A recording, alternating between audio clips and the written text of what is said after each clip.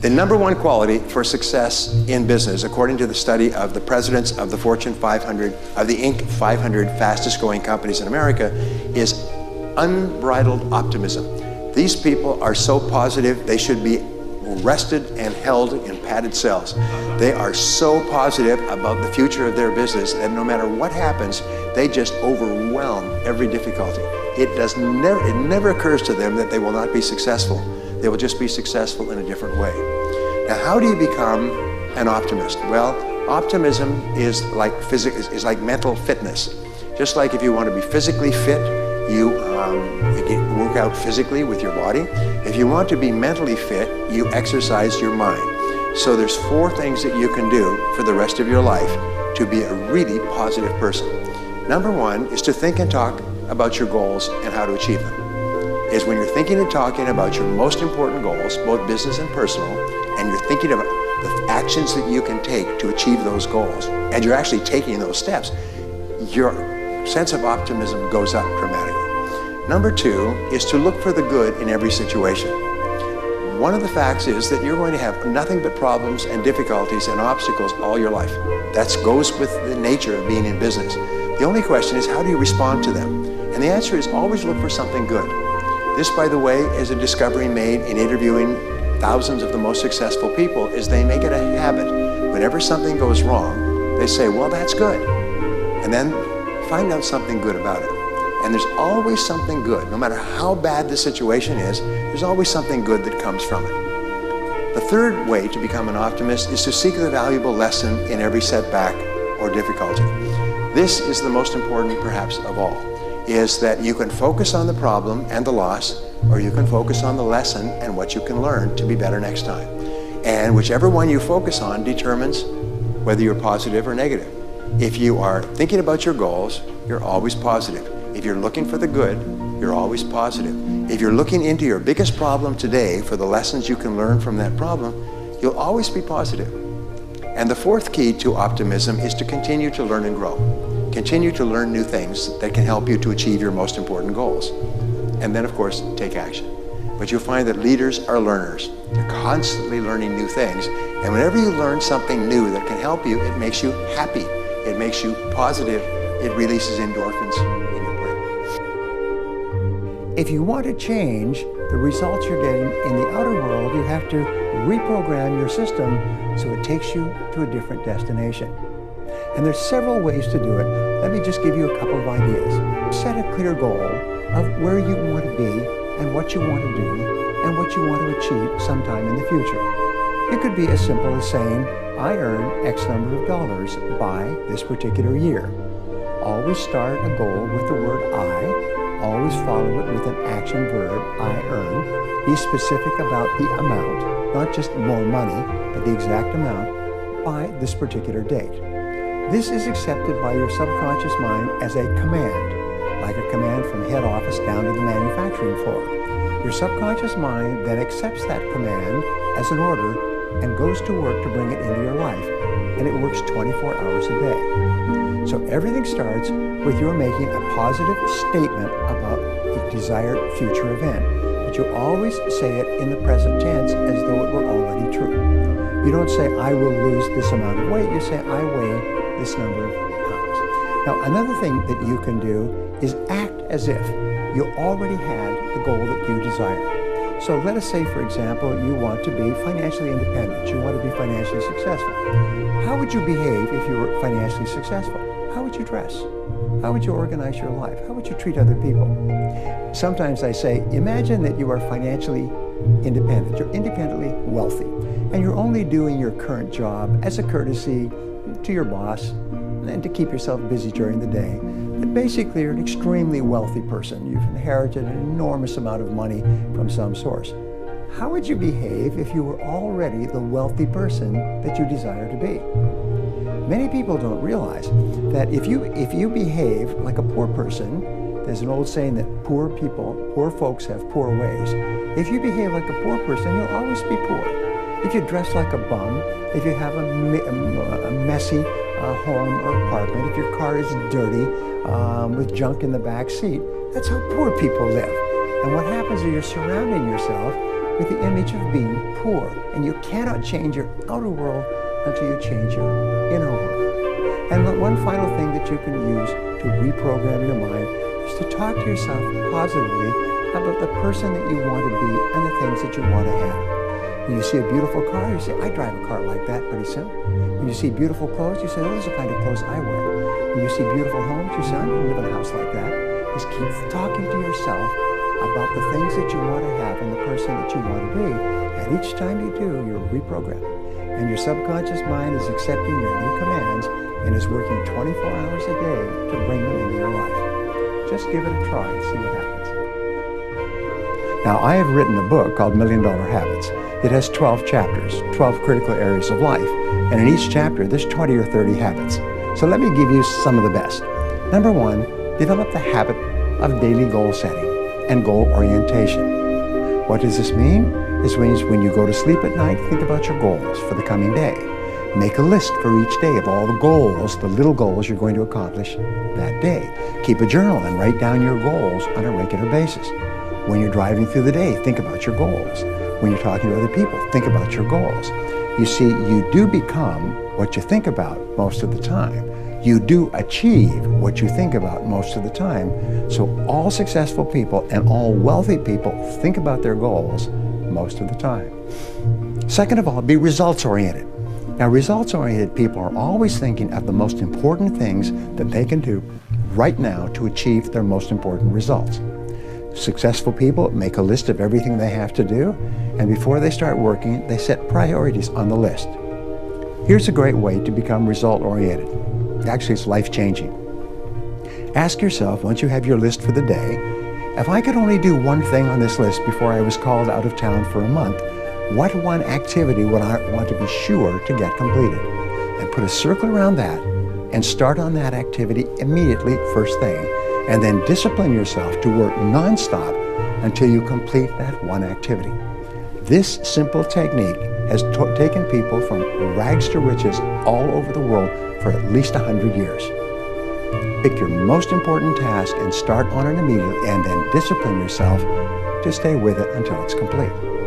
Another habit that you can establish is to become people-oriented. Recognize that everything that you achieve in life is going to be with the help or support or cooperation of other people. So always think, what is it that other people want and need from me? How can I help other people so they'll want to help me back? If you're in sales, top salespeople think about their customers all the time. They think about who their customers are and what their customers want and how they can help them the most and how they can help them even more today. In their relationships, successful people are very focused on the most important people in their worlds, both personal and in business. Another habit you can have is to stay health-oriented. Think about your health most of the time. Think about eating less food and better food. Think about daily exercise. Think about getting lots of rest. Remember, to be successful in our competitive world, you need a lot of energy. To have a lot of energy, you've got to eat good foods, get lots of rest, and exercise all the time. One of the most important habits is that of character and honesty, is always tell the truth no matter what the price.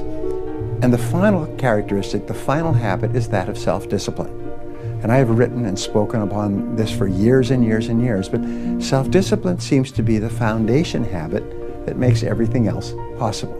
And the best definition of self-discipline is that self-discipline is the ability to make yourself do what you should do, when you should do it, whether you feel like it or not. You see, anybody can do it if they feel like it. It's when you don't feel like it and you do it anyway that you eventually develop the self-discipline that makes everything else possible. What is the one habit that you should start to develop right now that will help you more than any other habit to achieve your most important goals? One of the most important habits you can ever develop is the habit of zero-based thinking. In zero-based thinking, you put every one of your previous decisions on trial for its life on a regular basis. You ask this question: is there anything that I am doing today that, knowing what I now know, I wouldn't get into again today if I had to do it over? Apply this question to every part of your life, especially to your job, your career, and your current situation. If you are not doing what you are currently doing, would you get into it again today, knowing what you now know about this area? Asking and answering this question takes a good deal of courage. The fact is, in a world of rapid change, you will always have situations that, with your current knowledge, you wouldn't get into again today if you had the choice. These situations will almost always be the primary causes of stress or dissatisfaction in your life. They will cause you the most aggravation and frustration. If you stay in a zero-based situation long enough, it can even make you physically ill. Now, if the answer to this question, is there anything that I'm doing that I wouldn't get into again today, is yes, then your next question should be, how do I get out of this situation, and how fast? Often you can change your entire life by simply having the courage to face up to the fact that your previous decision has not turned out to be as good as you originally thought it would be. There's nothing wrong with this. You are not perfect. Everyone makes decisions they later regret. This will happen throughout your life. It's not possible for you to be successful and happy in your career or job if, knowing what you now know, you would not make the same decision if you had to do over again today. The only question you have to ask is, how long are you going to stay in a situation that you know is not right for you? Now, here's one final point. When you finally decide to get out of a bad situation, the only question that you will ever ask is, why didn't I do this a long time ago? Nobody ever says, oh, I got out of the situation too soon. They always say, why didn't I do this a long time ago? So look into your life, look into your stress points, and ask yourself, is there anything that you're doing today that, knowing what you now know, you wouldn't get into? And if there is, get out of it as fast as you can. Optimists look for the good in every problem or difficulty. When things go wrong, as they often do, they say, that's good, and then they set about to find something positive about the situation. And what we know is that if you're looking for something good or beneficial in a person or situation, you'll always find it. And while you're looking, you'll be a more positive and cheerful person. Now, optimists seek the valuable lesson in every setback or reversal.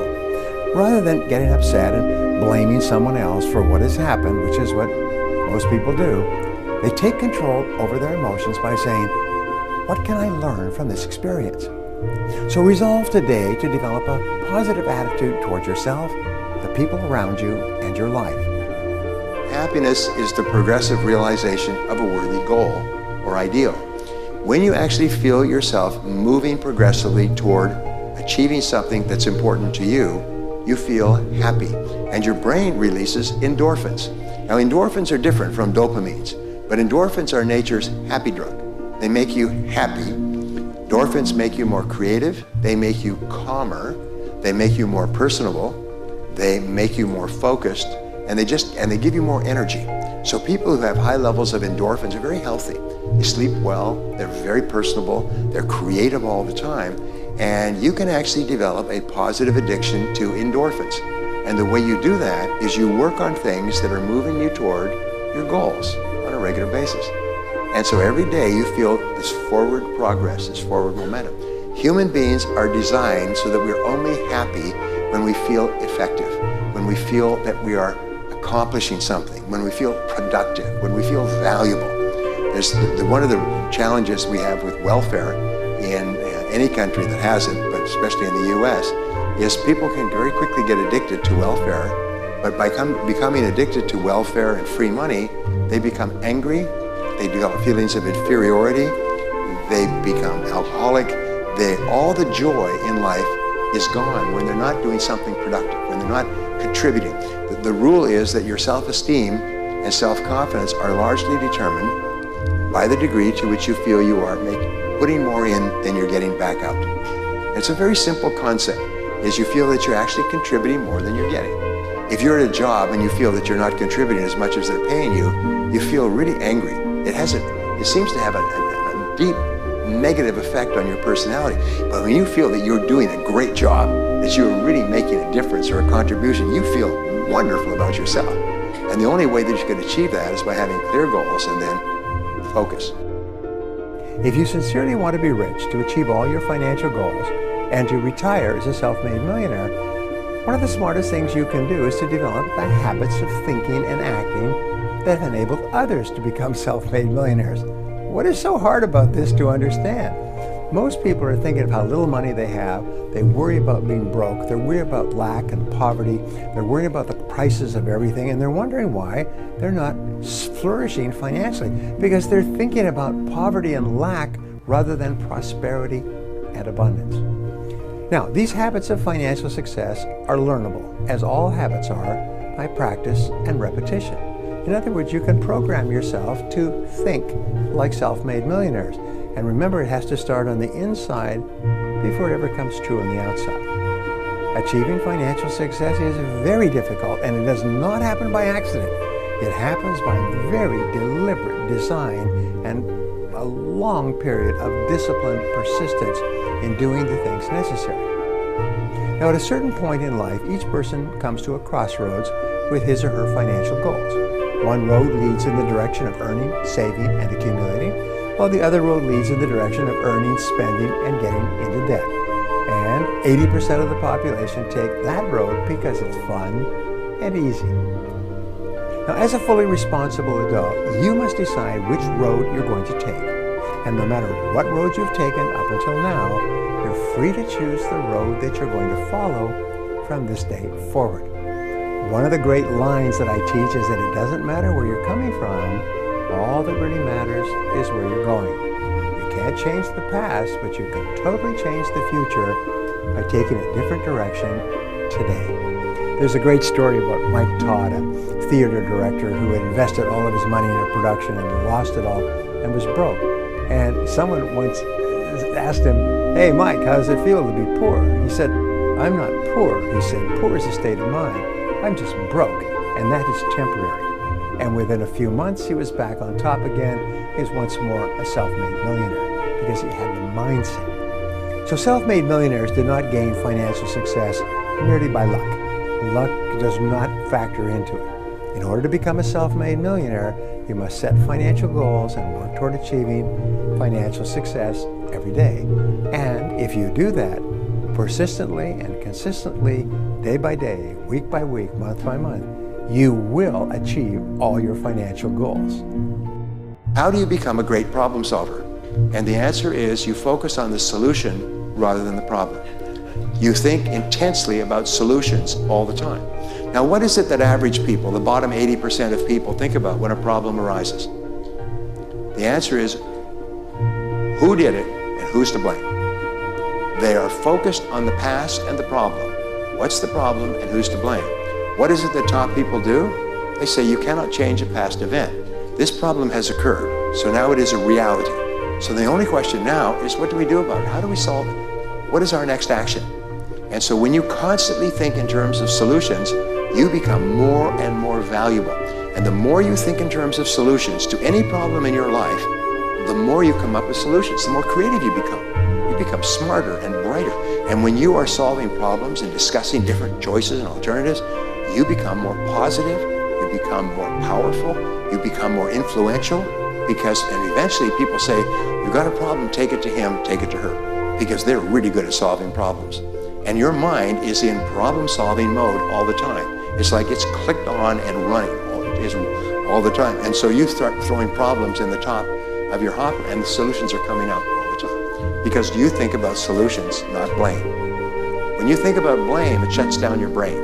When you think about blame, who's to blame for the problem, it shuts down your creativity. It makes you negative, it makes you angry, and it makes you a negative influence on others. But when you think about solutions, you become the most important person in the room. Successful people are not those who necessarily make the right decisions all the time, but by hanging in there, they make their decisions right.